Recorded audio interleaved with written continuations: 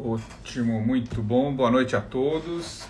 Dando início à nossa live de hoje, a gente tem um convidado bem especial hoje, que é, além de grande amigo, aniversariante do dia, ele vai falar para a gente das doenças do fígado, principalmente relacionadas à doença metabólica, à obesidade, né?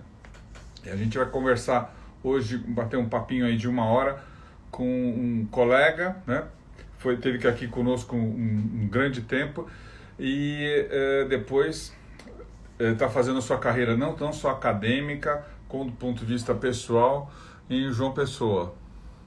Então, para falar com a gente, hoje convidando o professor Marcelo Gonçalves, tá? Daqui a pouco ele já vai estar entre a gente. Olha ele aí.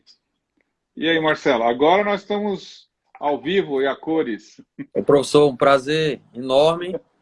E aí, hoje você falando diretamente da Paraíba. Pois é, do outro lado do Coisa boa. país. Tá vendo? Eu acho que assim, essa tecnologia que a gente acabou usando pouco no passado e obviamente foi incrementada agora, principalmente com Google Meets, o Zoom, a gente fazendo essas lives pela internet, por essas ferramentas, eu acho que assim, está sendo fantástico e a gente pode assim ter um bom assim acesso à informação, tanto ou seja, os nossos pessoas que seguem a gente no Instagram, no Facebook, como os que te seguem também, que você tem a gente sabe bem, depois eu quero que você fale sobre isso. Você está usando muito bem essas ferramentas, não no auxílio só do ensino, mas também na formação médica, que eu acho que isso é extremamente importante. Você, como professor até de 2 universidades aí na Paraíba. Então, você é um grande comentário. E desde já, meus parabéns a você, a Laís, aos meninos, né? Depois dessa live, obviamente, vocês vão comemorar, né? Cortar bolinha, exatamente, né, cara? Professor, primeiramente eu quero falar do imenso prazer que eu tenho de estar aqui com o senhor. Não preciso nem mais uma vez afirmar, né, e confirmar que o senhor é um mentor que eu tenho na minha vida acadêmica e profissional, de família, né? Uma pessoa que eu modelo muito, né? Não copio, eu modelo, né? E o senhor sabe que o senhor é uma das grandes referências minhas, né? Foi a pessoa que, quando eu cheguei em São Paulo, meio perdido, as primeiras oportunidades, né? Vou falar junto com o Marcelo Linhares, viu? Para ele não ficar... Senão, Mas, você com já sabe, né? certeza, foi a pessoa que me levou lá para o Carlos Chagas, que me deu muitas oportunidades de operar, aprender. Então, eu acho que a gratidão é muito importante e eu queria, mais uma vez, falar o quanto eu sou grato ao senhor. Tá? Não, cara, E muito meu obrigado. muito obrigado. Mas E, as oportunidades, elas aparecem na nossa vida, e acho que você também está fazendo isso, acho que pela experiência que teve, e as pessoas, obviamente, vão aproveitá-las da melhor maneira possível. Acho que isso é importante. Você soube aproveitar no período que você teve aqui em São Paulo, de uma maneira brilhante, não só do ambiente acadêmico, como no ambiente de formação. Você se formou muito bem e constituiu uma formação sólida que seguramente galgou aí assim patamares assim que você é uma referência hoje em dia em cirurgia hepatobilipancreática, em obesidade aí na Paraíba. Eu acho que sem dúvida nenhuma isso é uma satisfação e orgulho nosso de a gente poder ter contribuído na tua formação. professor, muito obrigado. O senhor sabe o quanto contribuiu e recentemente, o senhor sabe da dúvida que estávamos aí, eu acredito que há 2, 3 anos atrás, né? Há 2 anos atrás, a dúvida que estávamos. E não tenha dúvidas que as palavras que o senhor me disse naquele momento, né, um momento de tanta dúvida, foi muito importante para a minha tomada de decisão. Não, com Né? certeza. E eu sou grato ao senhor por ter me colocado na melhor opção naquele momento. Não, Né? acho que assim, Então, a gente tem que conciliar muitas coisas na nossa carreira, que é família, ambiente pessoal e ambiente acadêmico, na qual você se inseriu muito bem em todas. E às vezes as decisões são difíceis. Mas perfeito. Então, sem dúvida nenhuma, eu gostaria de estar aí na Paraíba, porque é maravilhoso. Então, eu acho que essas plataformas online, elas propiciaram isso, professor. A gente está se aproximando das pessoas que a gente gosta, está Exato. se fazendo um network muito importante, né? E essas plataformas nos possibilitaram isso, troca de experiências, possibilitaram a gente aprender mais com outras pessoas, né? Encurtaram as distâncias. Exato, é Então, isso mesmo. aquela dúvida de João Pessoa, São Paulo, que existia no passado, hoje ela é bem menor, Desapareceu, porque desapareceu. desapareceu. Né? Eu pego um Exato. avião aqui, com 2 horas e meia eu estou em São Paulo, e hoje eu ligo o Instagram, encontro o senhor e falo. Exato. Então, tá Mas tranquilo. infelizmente agora, por conta da pandemia, isso está sendo até muito difícil de a gente conseguir as nossas Pro- saídas por Professor, conta disso. só aproveitando, o Felipe, ele entrou aí, ele tá dando muito trabalho aí. Qualquer coisa, o senhor manda ele voltar, viu? Não, não, ele é muito bom residente, o menino. Só que a gastrocirurgia está dominada por mulheres, acho que por uns Eu três tô anos. acompanhando. E outra coisa, professor, também, para a gente começar nosso bate-papo aí, no foco, nosso tema, é que a nossa missão de médico, ela vai muito além do consultório, né? Com certeza. Então, eu tenho falado isso aí, né, do que a gente está conversando, o poder do network, o poder de a gente ter nossos mentores, ter pessoas que a gente modela e também a gente exercer nossa missão, né? Com certeza. E aqui no Instagram a gente tem a possibilidade de exercer nossa missão de passar conteúdo. Então, Eu acho que é isso que é o mais importante que a gente exatamente. deve fazer pela formação que a gente tem e a gente pode qualificar esse conteúdo. Eu acho que isso que é importante. Perfeito. E é esse bate-papo que a gente tenta fazer de uma maneira informal para as pessoas que, por exemplo, gostam da gente, que se sentem confortáveis, que indicam para outras pessoas e tem obviamente, a gente quer passar um aspecto dentro da área médica, que é onde a gente atua, de uma condição consistente, alinhada com conceitos e alinhada com, obviamente, um poder científico que a gente está dentro do meio Perfeito. universitário. E Então, mas diga. não, é que eu quero te apresentar. Eu nem te apresentei direito para os Não, nossos. perfeito. Então, Hoje o mundo é essa informalidade que é mais bacana, né? O mundo, a gente está cansado um pouco de situações formais, né? E a exato. informalidade, eu acho É muito às bom. vezes é muito mais atraente, né, professor, isso aí. Não, com certeza. Então, o Marcelo Linhares, ele é E, ó, graduado. Marcelo Marcelo Linhares. Linhares, hein? Marcelo Linhares, já pensou? Esse cara não sai da nossa cabeça nem Nossa, da sua nem da minha. aí é a paixão mesmo. Viu? Não. São os dois Marcelos que passaram por mim. Mas eu fiquei orgulhoso de ser Ainda chamado tem, Marcelo Linhares. e ainda tem o Marcelo Braga. Ah, é. E o Então, mas Marcelo Rovares, não vamos esquecer do Rovares, o viu? Rovares, exato, o Rovares. Então, o Marcelo Gonçalves é um colega nosso, hoje é professor de 2 universidades na Paraíba, ele é professor e coordenador da cirurgia no Hospital Universitário Federal da Paraíba, certo, Marcelo? Perfeito, professor. Ele tem a formação conosco aqui na Universidade Federal de São Paulo, na Unifesp, mestrado, doutorado, fez a residência em gastrocirurgia, está fazendo atualmente, ele está fazendo pós-doutorado, e fora os cursos de especialização que ele tem, principalmente no qual ele se dedica em cirurgia biliopancreática e cirurgia bariátrica. Então, a gente vai falar hoje de um assunto super interessante que é focar no nosso tema, o fígado, e relacionar o fígado dentro da obesidade. Eu acho que, sem dúvida nenhuma, é um tema bem interessante, no qual você vai se sentir bem confortável em falar. Então, eu agradeço muito a tua presença, acho que isso vai ser uma prerrogativa de vários encontros que a gente deve fazer ao longo Com do certeza. tempo, que eu acho que assim, é um tema que não se esgota, sem dúvida nenhuma. Outros temas virão, e a gente está baseado em várias perguntas que a gente deixa uma enquete para as pessoas que têm, a gente coloca isso dentro do nosso escopo e as pessoas vão fazendo algumas perguntas. Mas eu quero te dar a liberdade agora de você introduzir com relação ao tema. Para que serve o fígado, cara? Então, professor, o fígado é um órgão de extrema importância, né? Eu sou um entusiasta no estudo do fígado, né? Faço cirurgia de fígado, faço consultório clínico de fígado, então eu sou suspeito de falar de fígado, né? Eu Você, poderia, Linhares, olha.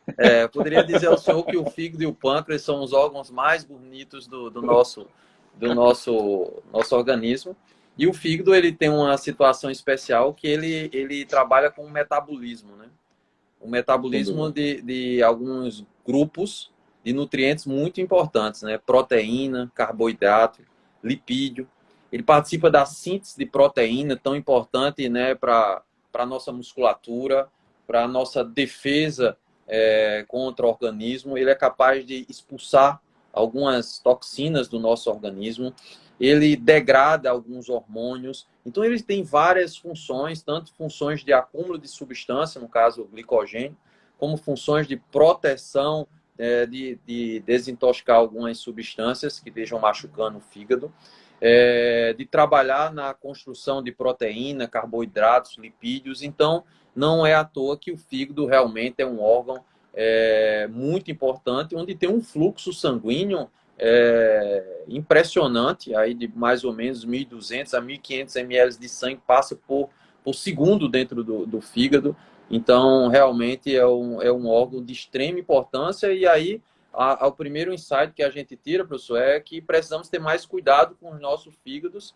E aí a gente deixa a primeira pergunta aqui, se realmente todo mundo está tendo cuidado que o fígado merece devido à sua importância.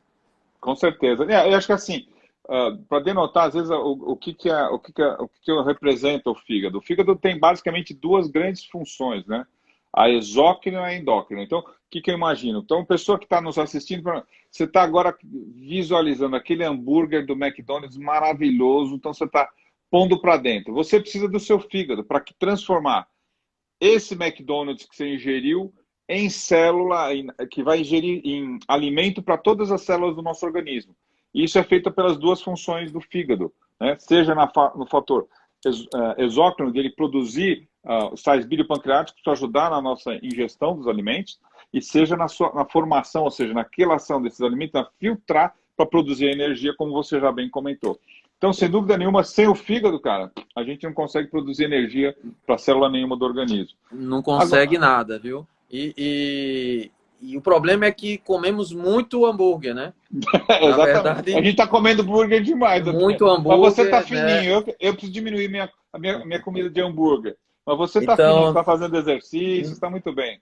Não é só hambúrguer, é o dia a dia da nossa alimentação, a qualidade da nossa alimentação. É uma alimentação hoje culturalmente mais rica em gordura, em carboidrato. Isso aí vai gerar um dano para o fígado. Quando a gente fala de fígado, o pessoal já fala porque bebe muito ou porque teve uma hepatite. E hoje está surgindo, não é que surgindo, é que está em crescente uma doença chamada doença gordurosa do fígado. Exatamente. E essa gordura em excesso que comemos, o fígado não dá conta de eliminar. Então, essa gordura fica depositada, certo? E isso aí vai inflamar o fígado. Então, agora eu queria entrar dentro do nosso assunto, que é isso que agora que é o que a gente comentou. Qual o problema, por exemplo, que você relaciona do fígado com obesidade? Dá um insight para a gente do porquê que isso... E essa grande preocupação que está se tornando cada vez mais frequente dentro da sociedade de hepatologia. Porque antes a gente, como você bem comentou, o grande inimigo é o álcool e continua também sendo o álcool. O grande inimigo são as hepatites virais. Mas o que está acontecendo com a gordura? Professor, então que eu falei da doença hepática gordurosa, né? Então todo mundo aí faz um ultrassom, olha, o dia a dia do nosso consultório, vai lá e no ultrassom aparece esteatose hepática, né?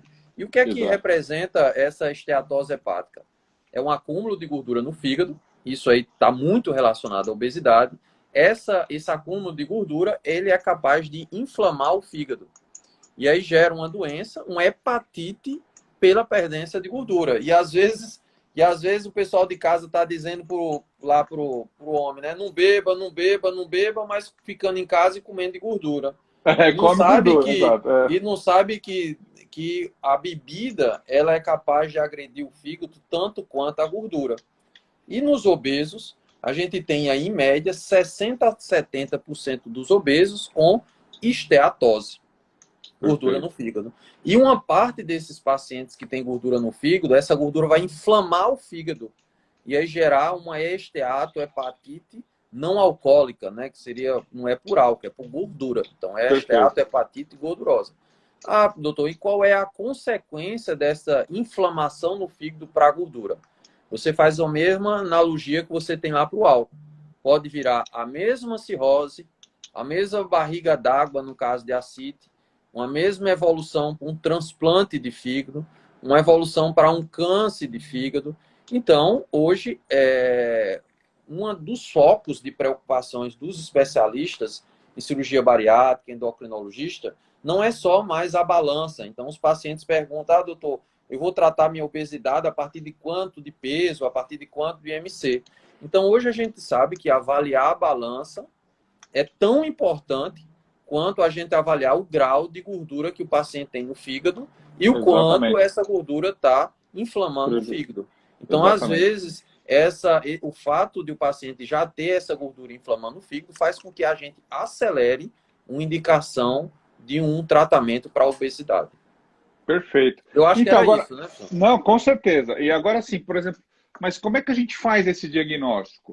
Você já deu um insight, que é muito comum, né? A gente vai lá, faz um ultrassom, ou a gente pede, por exemplo, exames de rotina, e o sujeito vai lá, está com esteatose hepática. Isso é preocupante, não é? Quais os fatores que devem estar relacionados a essa preocupação, que devem chamar a atenção e sinalizar um sinal assim amarelo das nossas preocupações? O que você pode falar para ele? Então, Que tipos de exame a gente pode ter com relação a esse diagnóstico? A esteatose, ela se enquadra num grupo de doenças que parecem estar separadas, mas elas estão no mesmo escopo, né? Que é a síndrome metabólica. É o paciente que tem o triglicerídeo aumentado, o colesterol aumentado, a pressão aumentada, aumento da circunferência abdominal e gordura no fígado. Esses pacientes com gordura no fígado, eles podem evoluir por uma esteatohepatite, inflamar o fígado, aí em 20% dos casos, e eles podem evoluir para uma cirrose. Qual a chance de um paciente que tem uma inflamação no fígado evoluir para uma cirrose? É em torno de 5%. E essa cirrose tem alguma possibilidade de evoluir para câncer de fígado. Então, quando fala de câncer, fala de cirrose, fala de transplante, fala de hepatite, então a gente está mostrando aí o quanto a presença da gordura no fígado é importante na nossa avaliação no contexto de síndrome metabólica e obesidade. Como a gente avalia isso? Inicialmente com ultrassom. O ultrassom vai avaliar esteatose hepática. Claro que depende do colega que esteja fazendo ultrassom, principalmente Perfeito. numa avaliação subjetiva, se é de primeiro, se é de segundo, se é de terceiro grau. A gente avalia também questões relacionadas a alguns exames de sangue, né, as transaminases, TGO, TGP, né, ou AST, ALT, depende como chame. São importantes porque se essas enzimas estiverem alteradas, uma gama-GT alterada, é sugestivo que já está havendo inflamação do fígado. Perfeito. Né? Eventualmente, a gente precisa agregar algumas armas no diagnóstico e na definição do prognóstico desse paciente, que são uma biópsia no fígado, ou uma quantificação de gordura do fígado e de ferritina baseado numa ressonância, ou eventualmente um ultrassom, digamos assim, é um ultrassom, mas que tem uma outra tecnologia, que é o FibroScan, para avaliar o grau de fibrose do fígado. Então, é elastografia, né, que a gente chega. Elastografia ou FibroScan. Então, hoje em dia, obesidade é importante, mas é muito importante a gente avaliar o grau de disfunção do fígado. Né? Até numa determinação, numa definição, se esse paciente é candidato, eventualmente, para uma cirurgia metabólica ou para uma cirurgia bariátrica. Ou, eventualmente, é um paciente que precisa um tratamento mais agressivo do endocrinologista, multidisciplinar, com nutricionista, né? Mas, enfim, não é... A grande maioria das esteatoses, professor, são esteatoses leves, que é aquilo mesmo que os pacientes até ficam intrigados, né? É dieta, atividade física, educador físico. Mas tem algumas situações que vai precisar alguma medicação, medicações parecidas com medicações para diabetes, né? Outras medicações antioxidantes do fígado, mas, em grosso modo, a atividade física e a alimentação são os principais componentes no tratamento dessa esteatose. Perfeito. O que a gente deve lembrar, por exemplo, que a esteatose, ou seja, ela se relaciona ao quê? A um acúmulo de gordura visceral, ou seja, a gordura é o reflexo da gordura nas vísceras. Então, isso é extremamente importante. E isso acumulado no fígado. Então, você imagina, se você já tem um processo inflamatório no fígado, está reflexo em todo o teu estado, teu estado orgânico. Isso pode ser, vamos dizer assim, de maior intensidade ou menor intensidade. E como você bem relacionou, isso dá uma relação direta a esse estado inflamatório que é a doença metabólica, né? Então, o que você pode falar para a gente, por exemplo, na doença metabólica, como é que você relaciona a doença metabólica com a esteatose hepática? Ela entra como um critério de comorbidade? Então, professor, o senhor está se referindo no caso da cirurgia metabólica, né? Eu acho que assim, para a gente entrar, por exemplo, relacionar ao que a gente vai poder fazer depois em termos de tratamento. Então, ou seja, a doença, por exemplo, esteatohepatite não alcoólica, ela entra como uma comorbidade relacionada, por exemplo, ao paciente que também pode ser hipertenso, diabético, dislipidêmico. Ela é uma comorbidade? Então, professor, a síndrome metabólica, ela tem 5 critérios. Obesidade, hiperglicemia, alteração do colesterol, triglicerídeo e pressão aumentada. Isso é a síndrome metabólica. Ela não entra, a esteatohepatite, ela não entra diretamente na definição de síndrome metabólica. Mas a gente sabe que o paciente que tem alteração do colesterol, de triglicerídeo, obesidade central, ele vai ter esteatose hepática. Exatamente, é isso mesmo. Quando a gente fala na possibilidade desse paciente fazer uma cirurgia metabólica, que é aquela cirurgia no paciente com MC entre 30 e 35, obesidade grau 1, não que o obesidade grau 2, grau 3, que é a cirurgia bariátrica, não seja uma cirurgia metabólica. Mas uma cirurgia puramente metabólica, quando a gente se refere, é essa entre o grau 1 e grau 2. Né?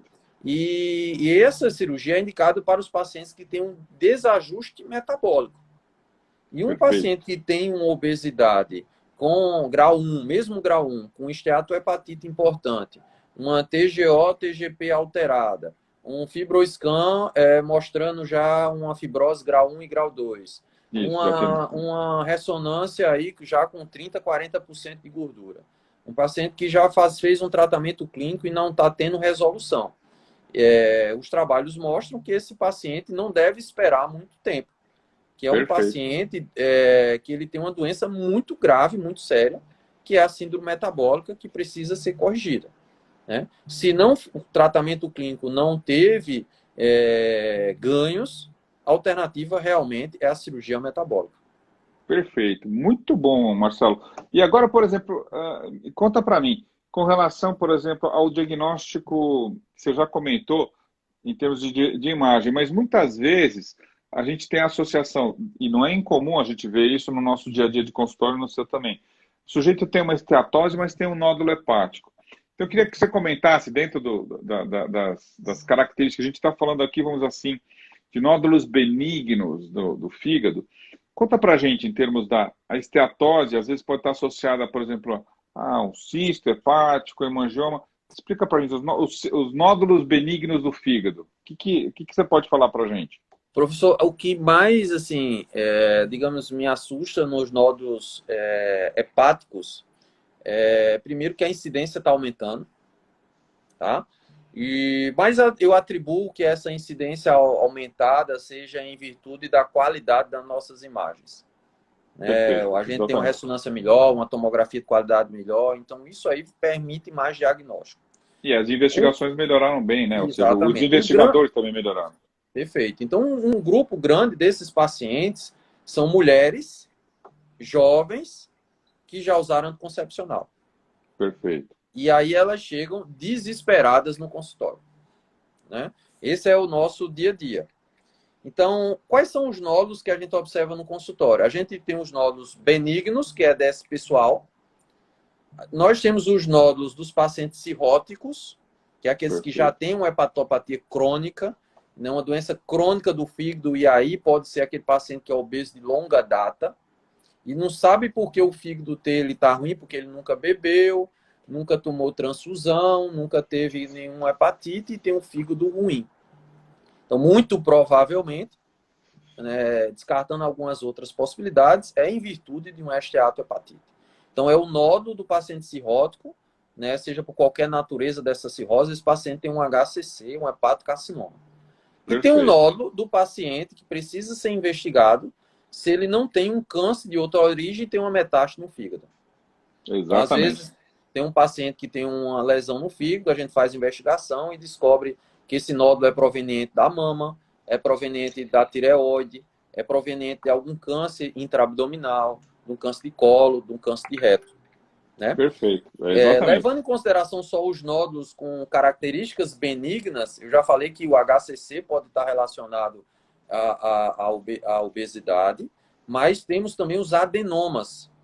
Existe o adenoma chamado adenoma inflamatório, que está relacionado à obesidade. O adenoma, o HN1F1, que está relacionado à obesidade central e uso de anticoncepcional. Porém, a gente tem aí de 4 a 10% dos adenomas com a possibilidade também de evolução para câncer. E o adenoma, principalmente o inflamatório, que é o principal, 40 a 50%, eles podem estar relacionados com obesidade. Né? E a gente tem outros que não está relacionado, não tem nada a ver com obesidade, não tem nada a ver com anticoncepcional, que realmente é um achado, que são malformações vasculares, que são os mais comuns, que é o hemangioma, a hiperplasia nodular focal, né, e alguns cistos aí, cisto de líquido claro, que eventualmente, em algum caso excepcional, pode virar um câncer. Eu queria acrescentar isso tudo, que no acompanhamento de um paciente com obesidade, ele pode apresentar nódulos no fígado e não ser nenhum desses que eu falei. Exato. E ser só nódulos de regeneração, nódulos de como se fosse uma gordura mais densa, chamada de esteatose focal. Exato. E aí o paciente se desespera, a gente pede hoje um exame padrão ouro, que é uma ressonância com contraste hepatoespecífico, e a gente consegue definir bem que nódulo é esse. Então, professor, assim, são muitas informações que eu acho que a mensagem que fica é a necessidade do controle da obesidade e o acompanhamento com o especialista. Eu acho que essa é a mensagem principal até agora que fica. Né? Não, sem dúvida nenhuma. Acho que assim, o que a gente tem que compreender é que o fígado tem suas particularidades e às vezes a pessoa, obviamente, pensa sempre no pior. Tem um nódulo de fígado. Não, existem doenças específicas do fígado que têm outras relações, como obesidade, como álcool, ou como, por exemplo, até lesões relacionadas fundamentalmente até uso de anticoncepcionais que, por exemplo, até durante a gravidez, esses nódulos podem até aumentar, como você colocou, hiperplasia nodular focal, os adenomas do fígado, que também tem essa relação. Mas o que eu queria... Professor, deixa eu só interromper aqui para falar para o senhor que entrou uma pessoa aqui que eu sou mais fã dela do que do senhor, viu? É a doutora Lília Balini. Não sei se o senhor conhece ela, entendeu? Então, assim, eu queria também dizer o quanto eu sou fã dela, né? E ela, vou parar para responder, né, a questionamento dela. Ela colocou aqui, com que frequência temos que reavaliar um paciente com cisto hepático? Vai depender do tamanho, vai depender da sintomatologia desse cisto, vai depender da localização, né? Dependendo da localização no fígado, tem maior possibilidade desse paciente eventualmente ter um cistoadenoma e não ser só um cisto simples. Se tem espessamento da parede, se tem travas dentro do cisto, professora. Então, depende um pouco desses componentes, viu? Mas obrigado por a senhora estar me prestigiando. Fiquei muito feliz. No teu aniversário também, né? Ela tá aqui, obrigado, ela tá aqui na outra sala. Gratidão. Querido, então, outra coisa que eu queria compreender, por exemplo, em termos que você pode falar para a gente. Óbvio que você já comentou muito com relação a gente da cirurgia metabólica, que a gente ainda vai falar um parente sobre isso. Mas qual que é o tratamento que a gente pode fazer, por exemplo, num paciente que vai te procurar, por exemplo, amanhã, fez um ultrassom, está com uma esteatose, tem uma obesidade relativamente leve, que orientações você pode dar para ele? Você já vai encaminhar ele para a cirurgia, mas o que ele pode mudar? O que ele tem que, assim, acender o farol amarelo para ele? O que ele tem que fazer para mudar a sua condição para tentar melhorar isso? Professor, eu acho que ele tem primeiro decidir viver. Ele tem de decidir tomar um novo rumo no caminho da vida dele. que essa esteatose, esteatohepatite, associada a um síndrome metabólico, obesidade, isso aí, de certa forma, vai encurtar a vida dele. Então, ele precisa tomar algumas decisões na vida, né? Uma decisão de comer melhor, um acompanhamento nutricional, um acompanhamento que diminua carboidrato, diminua gordura, a necessidade que a gente tem de diminuir o consumo de álcool. Se você tem um paciente que tem obesidade, com esteatose, esteatohepatite, associado a um uso constante, agressivo, persistente de álcool, aí você está só potencializando os problemas do fígado, né? Aí ele está lascado. Aí está ferrado. Atividade física. Isso, exatamente isso. Isso é uma coisa constante, contínua, 4 vezes por semana, 4 a 5 vezes por semana, pelo menos 40 a 45 minutos, de forte impacto, e preferencialmente assessorado por um educador físico, porque cada um tem seu ritmo. Aquela caminhada lenta, conversando, muito provavelmente não vai tirar essa gordura do fígado. Aquela atividade do dia a dia, muito provavelmente não vai tirar essa gordura do fígado. O Pilates, que eu adoro Pilates, mas também não vai tirar a gordura no fígado.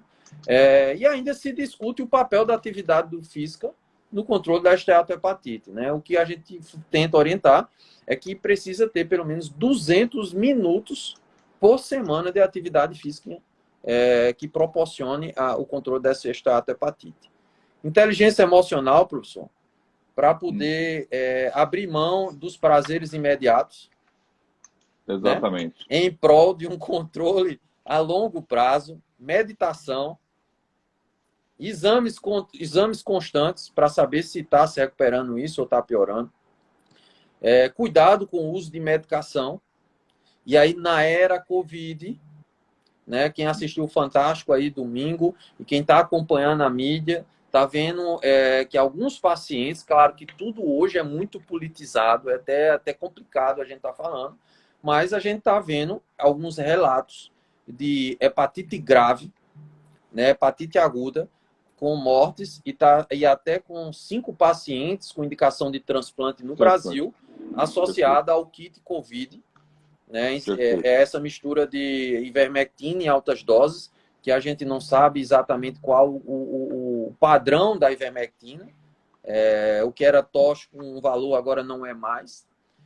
Então já existe essa relação. Eu trouxe essa questão do kit Covid porque é só um exemplo de talvez de uma automedicação, não que eu seja contra, né, que eu seja a favor, mas só alertando para essa situação.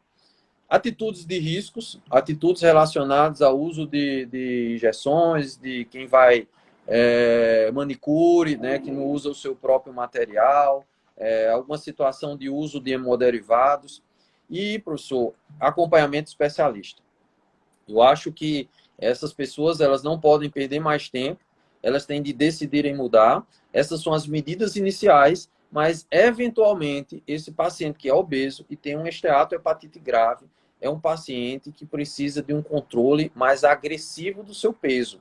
E hoje, o melhor controle e o controle mais agressivo que temos do peso, não agressivo em termos de risco, mas eu digo agressivo em termos de potencialidade de melhora, é a cirurgia bariátrica, desde que esteja dentro dos critérios. Perfeito. Então, fala um pouquinho para a gente, qual é a cirurgia bariátrica? Eu vou fazer um sleeve, vou fazer o bypass, eu sou portador de doença metabólica, o paciente chega no teu consultório, qual é a decisão que você vai encaminhar para ele? Acho que isso é uma coisa extremamente importante. Eu não tenho assim, um organograma bem definido, eu confesso com o senhor. Porque eu considero que é muito importante ouvir a expectativa que o paciente tem. Qual é a expectativa que ele tem da cirurgia bariátrica? Qual é a expectativa que ele tem da perda de peso? O quanto ele vai contribuir com a cirurgia bariátrica? O quanto aquele refluxo incomoda ele? O quanto realmente ele está tomando todas as medicações? Então, dentro desse contexto, eu procuro tomar decisão compartilhada. Né? Hoje, no meu dia a dia, as duas técnicas que eu utilizo como primeira entrada, né, com o upfront, é o sleeve e o bypass. Existem algumas situações que são, assim, definidoras, que é um paciente, aquele paciente que chega com refluxo entra reclamando do refluxo. Então, esse paciente é o paciente do bypass. Não que eu não faça sleeve num paciente com refluxo leve, não que eu não faça sleeve com um paciente com esofagite não erosiva, até um esofagite grau A, agora eu preciso entender como é esse refluxo desse paciente. Eventualmente até faço. Mas tem que ter uma conversa sobre os riscos a médio e a longo prazo desse sleeve, tá? E o paciente que é muito metabólico. O que é o paciente muito metabólico? É um paciente que toma 3 antipertensivos, é aquele paciente que já está usando 2, 3 antiglicemiantes ou eventualmente já uma insulina. É o paciente que tem uma esteatohepatite severa, esteatose grau 3, já com uma ressonância, já com uma esteatose importante, ou eventualmente com fibroscan já com grau 1, grau 2. Então, esse paciente é o paciente do bypass. O sleeve está crescendo. Eu acredito que para o paciente que não tem um refluxo importante, para o paciente que não tem uma síndrome metabólica importante, é uma grande chance que é dada para ele. É uma grande chance que é dada na vida dele, né? Ele aproveitar essa chance vai depender muito mais das atitudes tomadas e das decisões do que um desvio intestinal. Tá, eu acho que você falou tudo e falou muito bem. Eu acredito que é isso aí, professor. Não sei se o senhor concorda, né? Eu acho que você falou de maneira bem equilibrada. Eu sou filho da Unifesp, né? E eu aprendi na Unifesp que a gente precisa ser criterioso, que a gente precisa escutar os pacientes, que muito mais importante do que indicar é contraindicar. Exatamente, é isso mesmo. Entendeu? Então é isso que eu aprendi.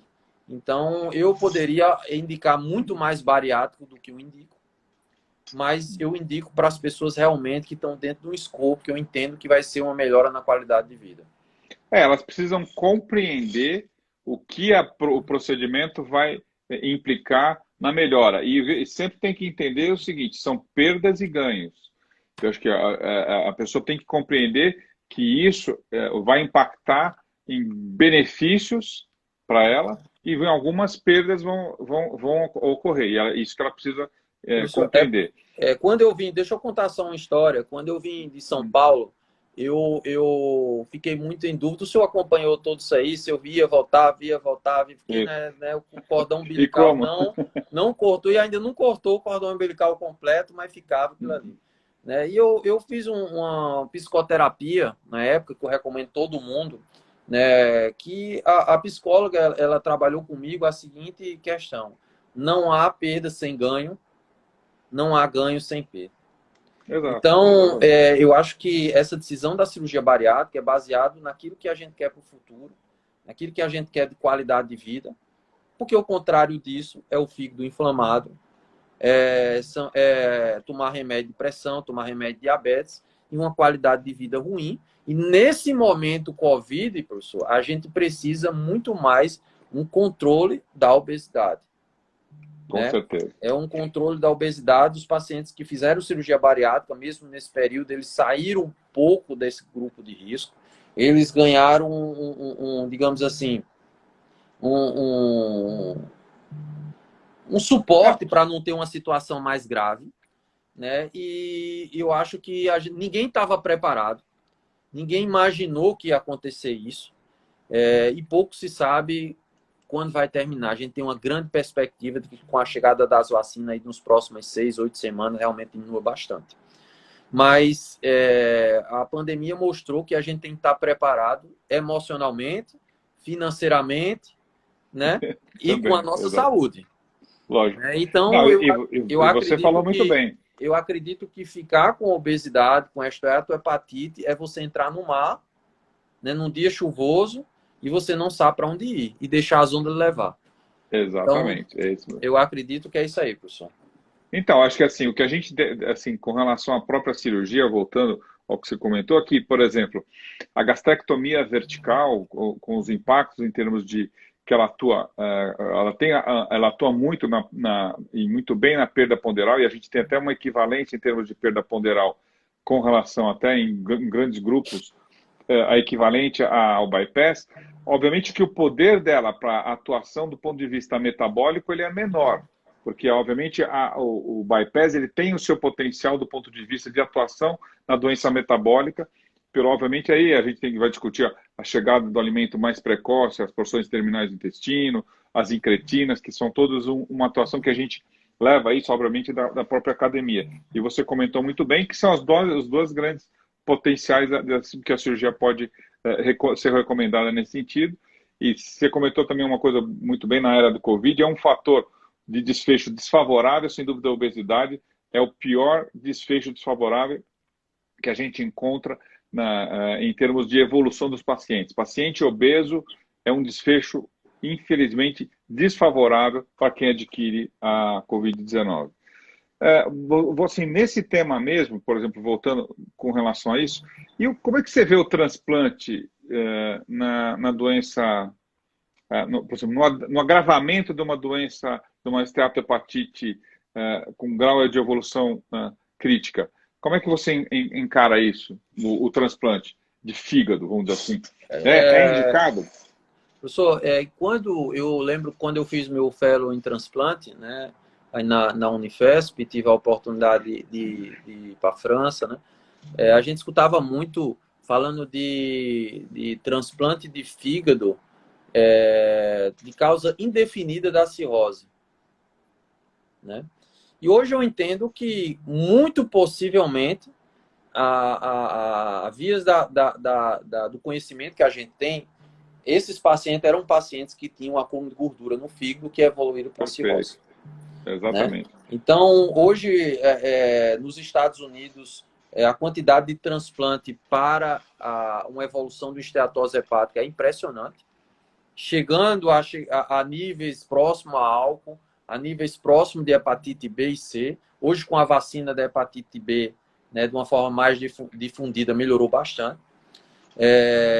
Aqui na parede nós temos transplante de fígado também, já transplantamos pacientes que vêm evoluindo de um esteatohepatite ou eventualmente um HCC, de um hepatocarcinoma. E a gente discute hoje, e até já tem casos aí na USP, é o pessoal do Brasil onde tem mais expertise em fazer o transplante e a cirurgia bariátrica ao mesmo tempo.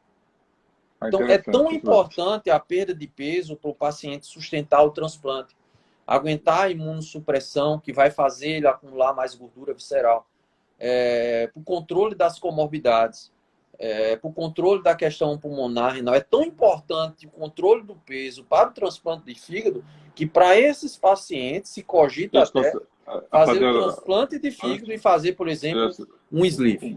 Né? Porque o sleeve deixaria o trânsito normal para absorção dos imunossupressores. Perfeito. Então, realmente, a obesidade entrou hoje no estudo de transplantes, né? Então, tem transplante de fígado de paciente com obesidade, com esteatohepatite, que evolui para uma cirrose, disfunção hepática ao ponto de precisar fazer um transplante porque perdeu o time, né, da cirurgia bariátrica. Demorou tanto que a fibrose foi aumentando, que a fibrose, comprometeu o fígado. Quando inflama, gira uma cicatriz. Então, tem tanta cicatriz no fígado que o fígado diminui de tamanho, que nós chamamos de escleroatrófico, né? E ele perde a função, vira só uma cicatriz lá, como se fosse, nunca usei essa palavra, nem nunca vi ninguém usando, mas vou lhe dizer aqui para o pessoal entender. É como se fosse um grande queloide. Exato, né? Não funciona nada. O fígado não funciona, tem que tirar aquele fígado e botar outro.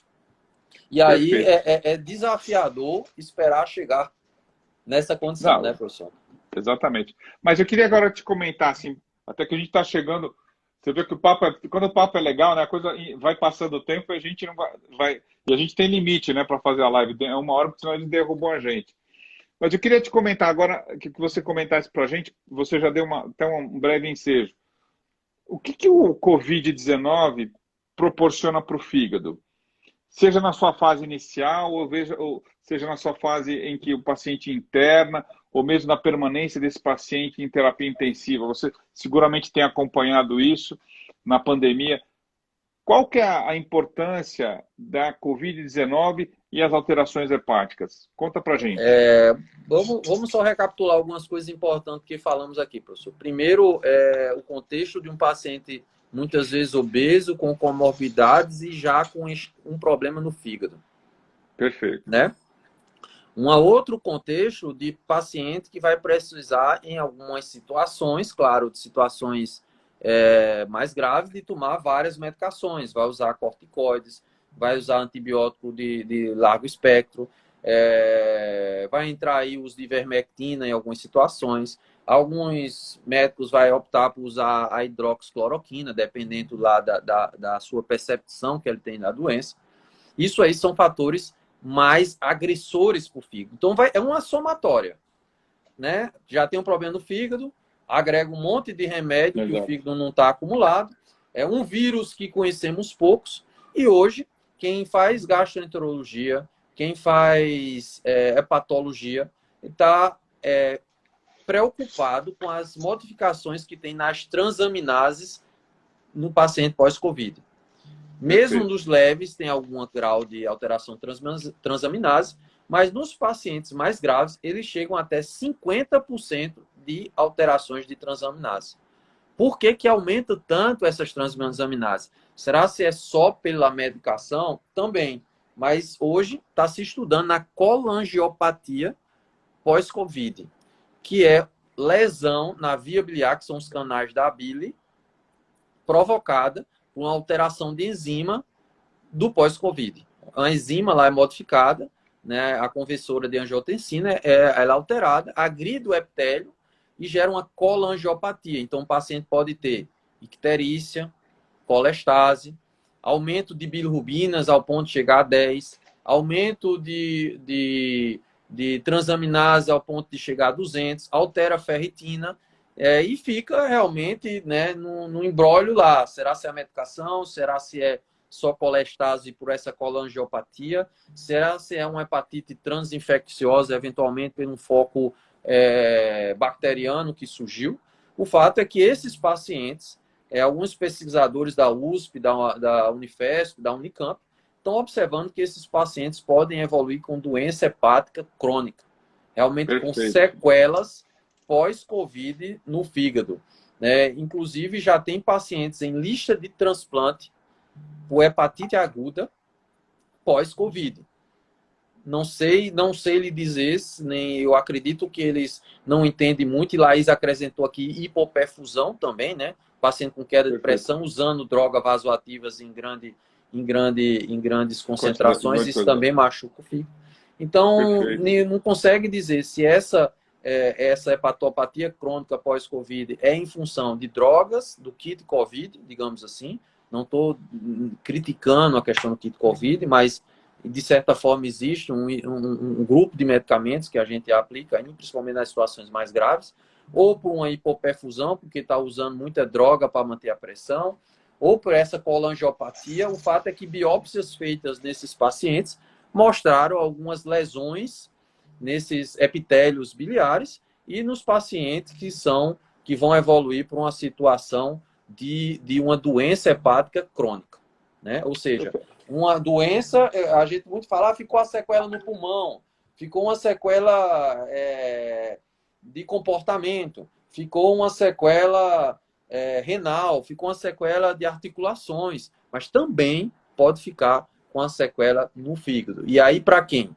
faz dieta, usa pouco álcool, usa sua inteligência emocional para deixar de lado as situações dos prazeres imediatos, faz atividade física, tem cuidado com medicações, tem muita possibilidade de sair mais ileso. Mas, assim, o que é aterrorizante, né, digamos assim, é que existe já situações de transplante, indicações de transplante de fígado relacionadas ao Covid. Claro que são poucos, a gente não está aqui para assustar, mas a gente está alertando que eventualmente pode haver essas complicações.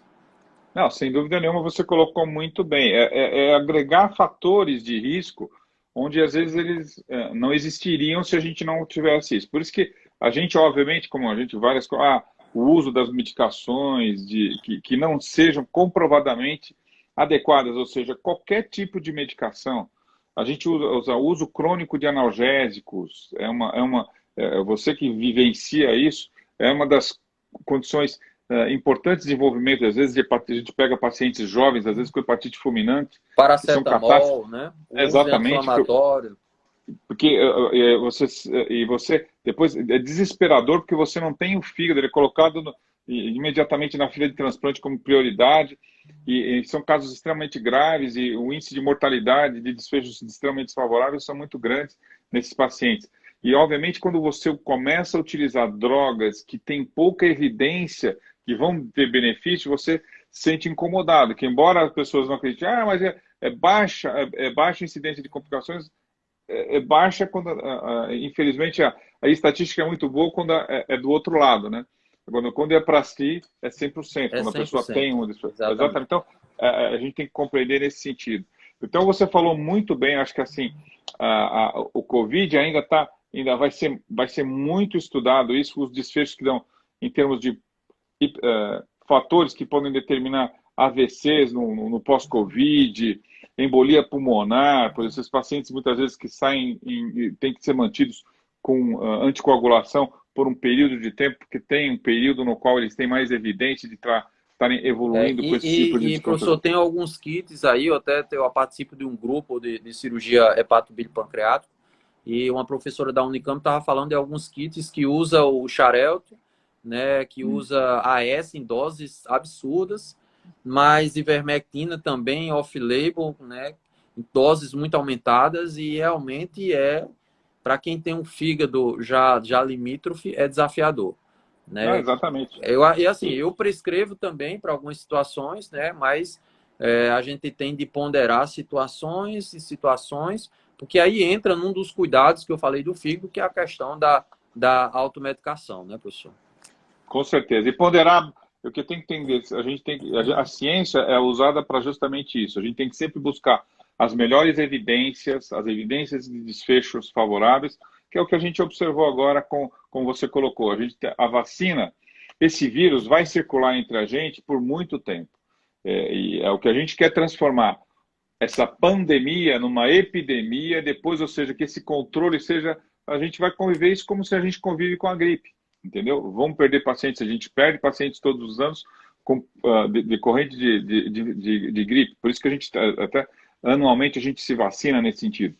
E eu acho que assim, a gente ainda não tem o controle desse vírus ainda, mas a vacina é o único fator que já mostrou nos grandes países que investiram nisso o desfecho ou seja, decréscimo de casos, decréscimo de óbitos, e é isso que a gente tem que buscar. Marcelão, ó, a gente está falta pouco para dar 1 hora de a gente estar aqui, olha, então basicamente eu quero te agradecer muito por essa presença. Acho que assim, a gente estava até te esperando você vir para cá, porque a gente tinha coisas e tem coisas para a Não, mas gente eu vou, viu? alinhar, Não entendeu? fique me eliminando, não. Eu vou. Não estou eliminando, até pelo contrário, que você já tinha que ter vindo antes, né? Eu O, vou sim, o, vamos combinar.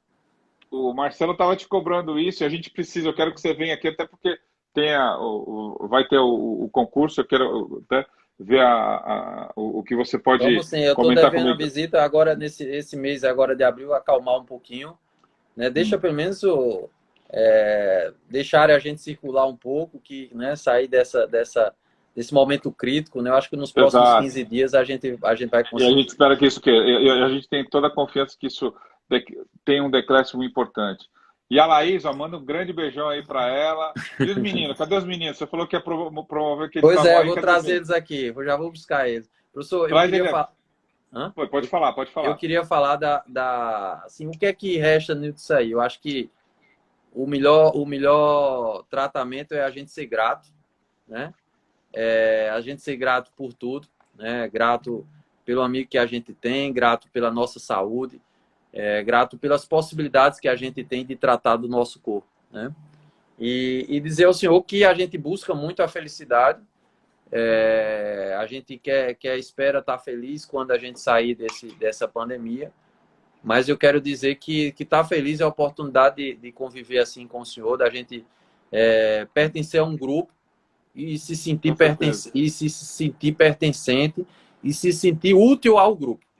Então, Não, com certeza. esse é o maior conceito de felicidade.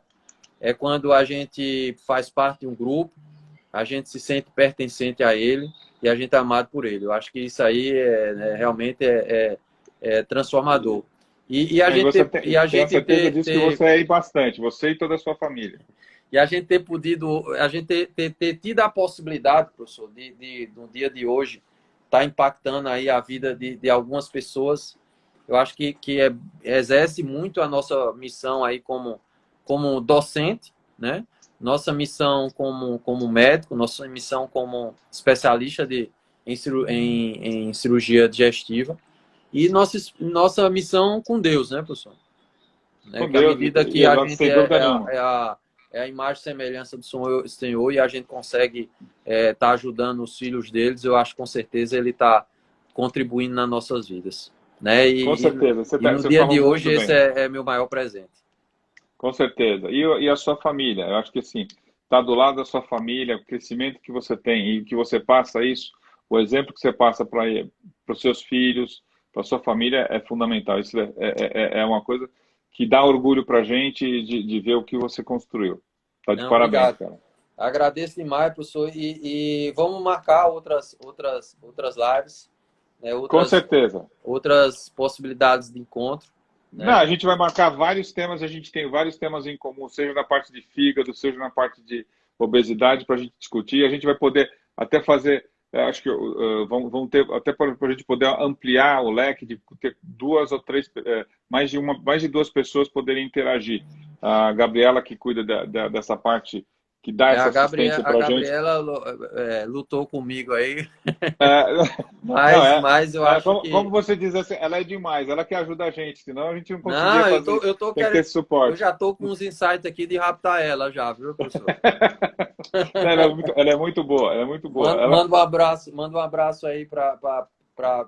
Não sei se eu chamo de professora, doutora Lília, né? Porque que é isso, Lilian, Lilian. o tamanho, respeito e gratidão que eu tenho a ela, né? O quanto ela me deu apoio aí no momento inicial da minha carreira de cirurgião lá no Carlos Chagas, né? E isso aí foi muito importante, né?